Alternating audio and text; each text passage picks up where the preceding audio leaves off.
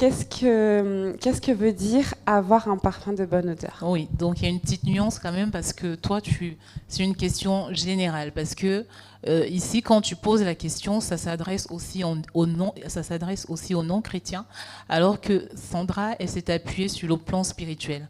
Et donc, justement, on peut être un non-chrétien. Déjà, avant de répondre à ta question, je voulais juste ajouter qu'on peut être un chrétien ou un non-chrétien et avoir un parfum de bonne odeur ou avoir un mauvais parfum, dégager un mauvais parfum.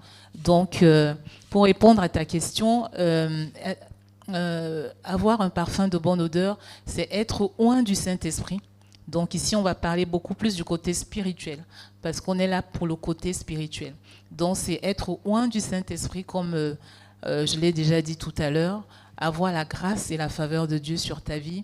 Et il faut que vous sachiez que tu peux avoir un parfum de bonne odeur sur ta vie, mais tu es quand même rejeté par les hommes parce qu'ils ne te comprennent pas. Parce que quand Dieu t'appelle, il te fait une faveur, il te fait une grâce. Et donc cette grâce, il y a des personnes qui... ça repousse souvent parce que les gens voient la gloire de Dieu dans ta vie. Et parfois, quand ils ne comprennent pas, soit ils te rejettent parce qu'ils ne comprennent pas, soit ils te rejettent parce que ils ne sont pas prêts à supporter cette gloire-là. Donc, avoir un parfum de bonne odeur, c'est être rempli du Saint-Esprit. C'est vraiment marcher dans la sanctification, dans l'écoute du Saint-Esprit, dans l'obéissance à la parole de Dieu.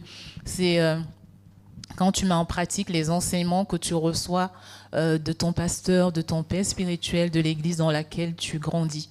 C'est ça, avoir un parfum de bonne odeur. Et comme je le disais tout à l'heure, le Saint-Esprit te travaille et les gens commencent à te voir différemment. Les gens commencent à trouver que tu es quelqu'un de différent, à trouver que tu as quelque chose de différent. Bref, on te distingue parmi tant d'autres. Ça veut dire qu'il peut y avoir 10 personnes et toi, on trouve que tu es différent.